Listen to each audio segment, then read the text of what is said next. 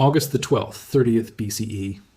Inside a sealed chamber in Alexandria, Roman soldiers break down a door that has been barricaded from within. They are too late.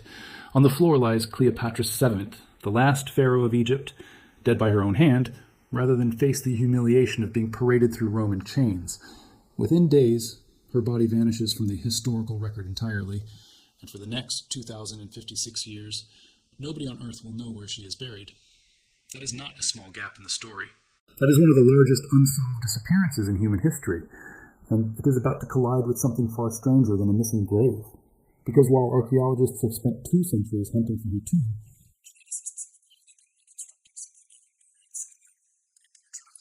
Cleopatra was actually living in. And what they are finding suggests the woman behind the myth was not fighting Rome so much as she was fighting her own bloodline. In secret, every single day she held power. If the tomb is found, and there are reasons to think it might be found very soon, what comes out of the ground may not look anything like the seductress on the ancient coins. It may look like a medical case file 2,000 years overdue.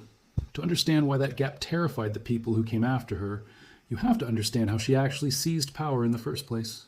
Cleopatra became co-ruler of Egypt in 51 BCE at around 18 years old, alongside her younger brother Ptolemy XIII, and within 2 years, the two of them were at open war for the throne, a conflict that ended with her brother drowned in the Nile and Cleopatra restored to power with the backing of Julius Caesar's legions. She spent the next 19 years walking a knife edge between Roman civil wars, backing Caesar, then Mark Antony, gambling her kingdom's survival on Rome's internal power struggles at a moment when Egypt was effectively the last independent superpower left standing in the Mediterranean world. When Antony and Cleopatra's combined fleet was crushed by Octavian at the Battle of Actium in 31 BCE, everyone in the ancient world understood what was coming next. Egypt would fall, and its queen would either be captured alive and marched through Rome as a trophy, or she would die on her own terms first. She chose the second option, and in doing so, she made absolutely certain that whatever happened to her remains afterward would happen far away from Roman eyes. That single decision is the reason nobody has been able to find her for over 2,000 years. French underwater archaeologist Frank Gaudiot spent decades mapping the sunken royal quarter of Alexandria itself, pulling sphinxes, statues, and entire submerged palace foundations up from the harbor floor without ever locating a burial. Generations of scholars assumed that if Cleopatra's tomb existed at all, it had to be somewhere inside that drowned city center, which is exactly why almost nobody thought to look 30 miles away at a supposedly minor temple in the desert. Martinez has no traditional archaeology pedigree. She built her early career defending clients in criminal court, which turns out to be strange but useful training for hunting a 2,000-year-old cold case. She approached Cleopatra's disappearance the way a defense attorney approaches a missing body, by building a profile of the person and asking what they would have actually done, not what the textbooks assumed they did. Her conclusion was that Cleopatra would never have chosen to be buried inside Alexandria at all, because Alexandria was exactly where Rome would look first. Instead, Martinez focused 30 miles west of the capital, on a crumbling temple complex called Taposiris Magna, a site most Egyptologists considered minor and unroyal. She has now been excavating there since 2004, more than 2 decades of digging on a hunch that the establishment dismissed. The site has been rewarding her patience in increasingly dramatic ways. In 2022, ground-penetrating radar revealed a tunnel system running beneath the temple, and when her team broke through, they found a passage carved directly into bedrock, stretching more than 4,000 feet, roughly 13 meters underground, and heading straight for the sea. Structural engineers who examined it compared its precision to the tunnel of Eupalinos on the Greek island of Samos, a 6th century BCE aqueduct still regarded as one of antiquity's great feats of engineering. Nobody carves a mile of tunnel through solid rock to reach an unimportant site, and the story kept expanding. In 2025, Martinez teamed up with Titanic discoverer Robert Ballard to search the waters just offshore, and the two of them located the remains of a massive, submerged ancient port, along with man-made structures, pottery, and human remains scattered across the seabed. Between the 4th and 14th centuries, at least 23 earthquakes struck this stretch of Egyptian coastline, which is almost certainly what pulled the port, and possibly a royal tomb marker beneath the waves. Martinez's working theory is now startlingly specific. Cleopatra's body, she believes, was moved through that underground tunnel, out through the harbor, and buried somewhere just offshore or along the coastline, deliberately placed beyond the reach of a Roman occupying force that wanted her legacy erased entirely. Inside the temple complex itself, Martinez's team uncovered something that changes how we should read the entire site. 16 rock-cut tombs containing mummies that were not ordinary burials. When conservators cleared away centuries of debris from the faces of the dead, they found gold. Delicate foil amulets, shaped like tongues, had been placed inside several mouths. In ancient Egyptian funerary belief, this was not decoration. The dead needed to speak. In the hall of teachers, the soul stood before Osiris and fleeted to divine judges, declared to himself the documents of innocence. The negative confession, out loud, risked it its own devour, its existence erased forever. The golden tongue gave a corpse what Egyptians called golden eloquence, the power to be heard by God.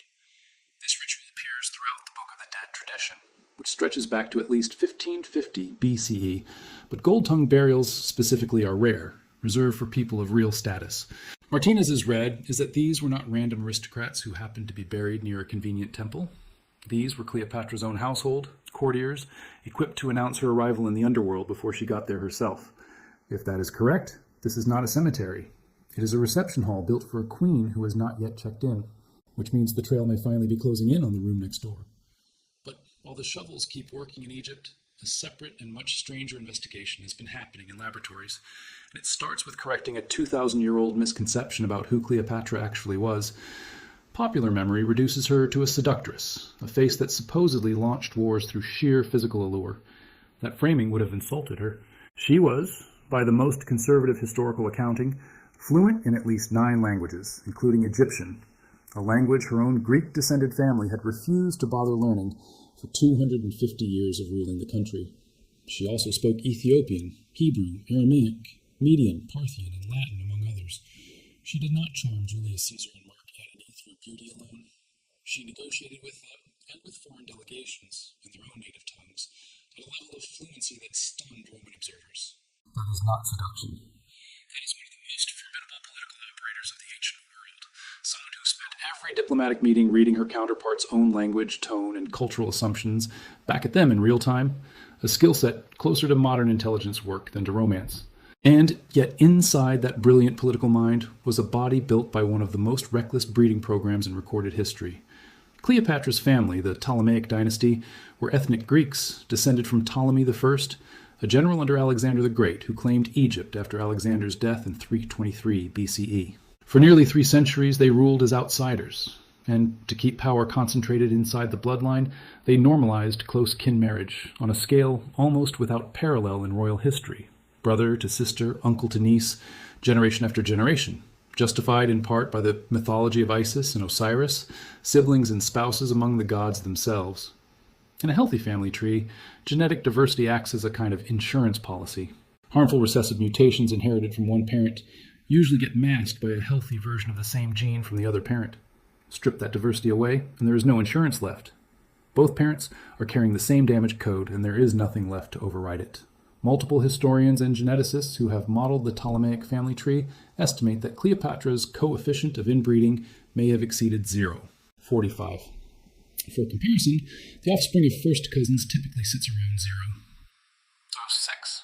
Her own parents, on the most widely accepted reconstruction of the family tree, were likely full siblings themselves, meaning Cleopatra was born to 2 people who shared both a mother and a father, a pairing so genetically dangerous that modern medicine treats it as an extreme outlier even by the standards of royal inbreeding. Her number is roughly 7 times that figure, the most famous historical parallel most people already know without realizing it.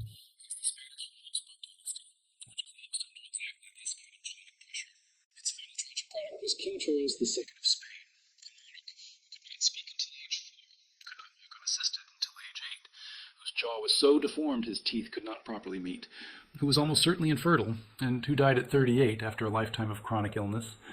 Charles II's inbreeding coefficient has been estimated around 0, 25.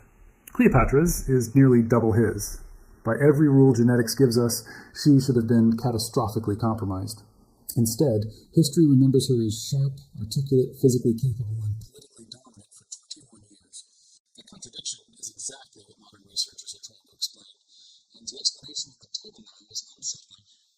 To understand what may have been running through Cleopatra's own body, look 2 generations back at her great-great-uncle, Ptolemy VIII, nicknamed Physcon by his own subjects, a Greek word meaning something close to pot-belly. It was not affectionate. Ancient writers describe a man so overweight he had to be physically supported by attendants to walk in public, with disproportionately weak limbs relative to his bulk, a visibly swollen neck, and bulging eyes. Taken individually, those details sound like caricature. Taken together, medical historians recognize an actual clinical pattern, a goiter, the swelling caused by an enlarged thyroid, combined with exophthalmos, the medical term for protruding eyes, layered on top of chronic fatigue and metabolic dysfunction. That specific cluster is the signature of Graves' disease, an autoimmune disorder in which the immune system attacks the thyroid and forces it into overdrive. Graves' disease is hereditary, tied to specific gene variants that run in families, and in a dynasty, this genetically closed, a hereditary condition would not fade out over generations. It would concentrate generation after generation, exactly like water pooling with nowhere to drain. An overactive thyroid does not just change appearance, it rewires how a person functions day to day. Excess thyroid hormone pushes the body into sustained overdrive, elevated heart rate, accelerated metabolism, a nervous system running consistently hot. Documented symptoms include insomnia, rapid pressured speech, restlessness, difficulty sitting still, and an almost manic capacity for sustained high-intensity activity, the kind of energy that looks, from the outside, like brilliance. Now hold that pattern up against how ancient writers actually described Cleopatra. Plutarch, writing roughly a century after her death but drawing on earlier, closer sources, emphasized not her physical beauty but the almost magnetic pull of her voice and presence, describing a woman who worked through the night, who was constantly in motion, constantly speaking, constantly negotiating, seemingly without needing rest. For centuries, that has been filed away as charisma, as raw political genius. If Cleopatra really was managing an autoimmune condition, layered on top of an extreme degree of inbreeding, she happened to live in exactly the right place, at exactly the right time to fight back. 1st century BCE Alexandria was the pharmaceutical capital of the known world, home to the Great Library, which had absorbed centuries of medical knowledge from Greece, Persia, India, and Egypt itself, and to temple pharmacies staffed by priests who compounded remedies from minerals, botanicals, and animal products on an almost industrial scale. Opium appears in Egyptian medical texts as far back as the Ebers Papyrus, roughly 1550 BCE, prescribed specifically for pain and for what ancient physicians described as conditions of excess internal heat, a description that lines up unsettlingly well with an overactive thyroid. Kai-Fi, a temple incense with recipes preserved in inscriptions at Edfu and elsewhere listing more than a dozen ingredients, including honey, wine, myrrh, and frankincense, was documented by Plutarch himself as having a calming, tension-easing effect, essentially a compounded sedative burned as ceremonial incense. The blue lotus, which appears repeatedly in Egyptian temple and tomb art, has been shown in modern chemical analysis to contain mild psychoactive compounds capable of producing warmth, gentle euphoria, and reduced anxiety. None of that proves Cleopatra was medicating herself with any of these specific substances, but all of them were sitting on the shelves of the world she ruled, and all of them treat symptoms that line up precisely with what an inherited thyroid disorder would produce. It is also worth remembering that Cleopatra went on to have 4 children, a son with Julius Caesar named Caesarion, and 3 more, including twins, with Mark Antony, all of whom survived infancy at a time when child mortality among even wealthy Roman and Egyptian families was brutally high. A body as compromised as the genetic math suggests hers should have been does not typically carry 4 pregnancies to term without serious complication, which only deepens the mystery of exactly how she was managing her own physiology behind closed doors. That is a strange thing for a reigning monarch to spend her time researching, unless her own reflection was giving her a reason to. If her genetic inheritance included the visible markers of thyroid disease, skin changes, thinning hair, and the specific bulging eye appearance of exophthalmos, an obsessive personal study of cosmetic chemistry stops looking like vanity and starts looking like camouflage. Her famously heavy use of kohl may not simply have been an aesthetic choice. It may have been a way to reframe eyes that illness had made too prominent. Her well-documented taste for elaborate layered broad collars and heavy jewelry may have served a second, quieter purpose, concealing a visibly swollen neck from a public that could never be allowed to see their living goddess as unwell. Taken together, this reads less like fashion and more like a woman running a full-time concealment operation on her own body, using the entire toolkit of Alexandrian chemistry, medicine, and art to keep her illness invisible. For years, scientists thought they had a genetic shortcut into all of this, a way to study Cleopatra's biology without ever finding her own remains. The shortcut ran through her younger sister Arsinoe IV, and their relationship was nothing like ordinary sibling rivalry. When Cleopatra was driven into exile in Syria, Arsinoe seized the Egyptian throne for herself and, remarkably, personally commanded Egyptian forces against Julius Caesar when he arrived in Alexandria in 48 BCE, managing to trap Caesar's troops inside the royal palace district for weeks. A genuine military achievement that history has largely buried simply because the eventual winners controlled the narrative. Arsinoe was eventually captured and shipped to Rome as a war trophy, displayed in chains during Caesar's triumphal procession in 46 BCE. She believed that made her safe.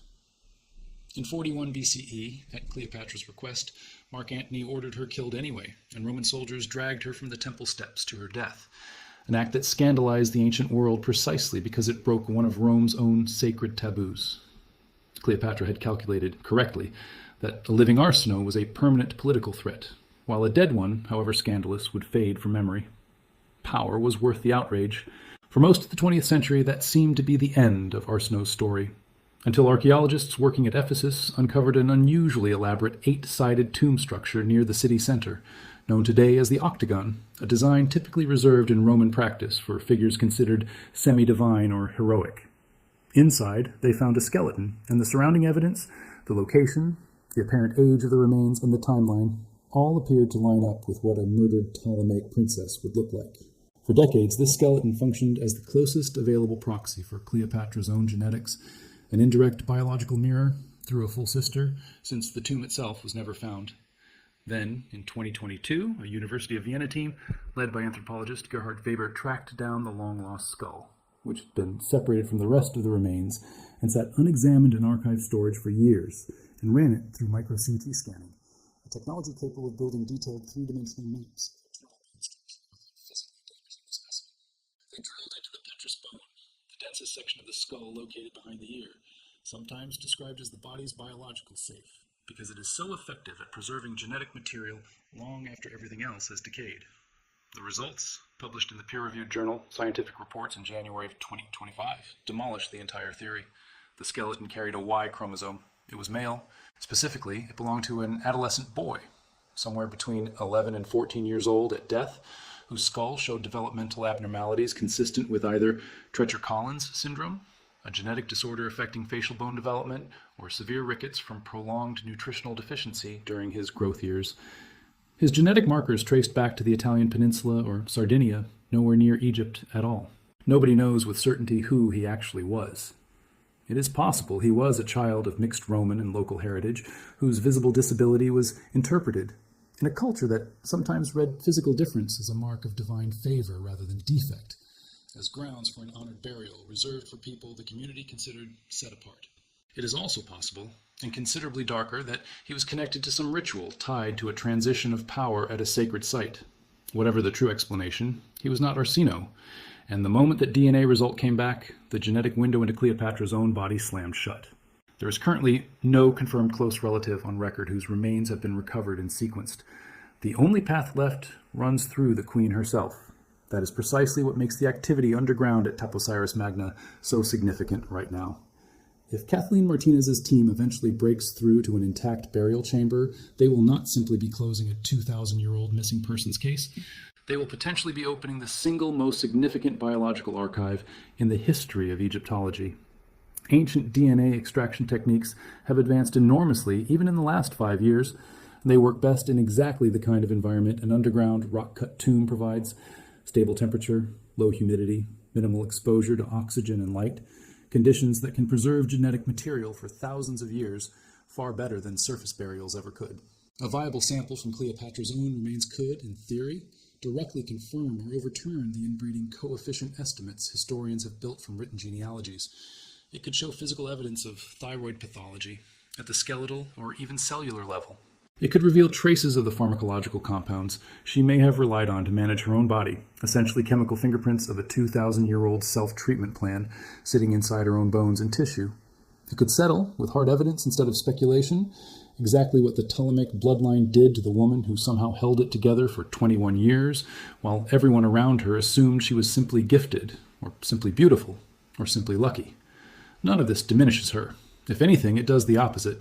The traditional legend asks us to believe that Cleopatra ruled an empire, negotiated with the two most powerful men on earth, and outmaneuvered Rome itself for 2 decades because she happened to be extraordinarily attractive. The version now emerging from tunnels, temples, and micro-CT scanners tells a far more difficult story of a woman who may have inherited a genuinely damaged, chronically ill body from 250 years of a dynasty marrying itself into biological collapse, and who nonetheless built one of the most sophisticated personal survival systems in the ancient world: chemistry to manage her symptoms, cosmetics to hide them, language and diplomacy to outthink enemies who never suspected what she was actually dealing with behind the makeup and the jewelry. She did not simply endure power, she engineered her own ability to hold it every single day against a body that other members of her own family had already lost the fight to. Somewhere beneath the temple ruins at Taposiris Magna, or somewhere out in the drowned harbor Kathleen Martinez and Robert Ballard have just begun to map, that answer is still sitting in the dark, sealed away exactly the way Cleopatra apparently wanted it, out of Roman reach and out of history's easy assumptions. The ground-penetrating radar keeps scanning. The dive teams keep descending. The sequencers are ready the moment there is real tissue to put in front of them. 20 years into research, Martinez has said she believes she is closer now than she has ever been. When that final chamber finally opens, and there is real reason to think it eventually will, we may discover that the most famous woman in ancient history was never really hiding her beauty from the world at all. She may have been hiding a diagnosis. And if that turns out to be true, it will not make her smaller than the legend. It will make her one of the most extraordinary survivors the ancient world ever produced. The Egyptian Ministry of Tourism and Antiquities has continued approving fresh survey seasons at the site. Radar teams keep mapping new chambers under the temple floor. And the underwater work with Ballard's team off the coast is still in its early stages, meaning the next major update could come within a single dig season rather than another 20 years of waiting.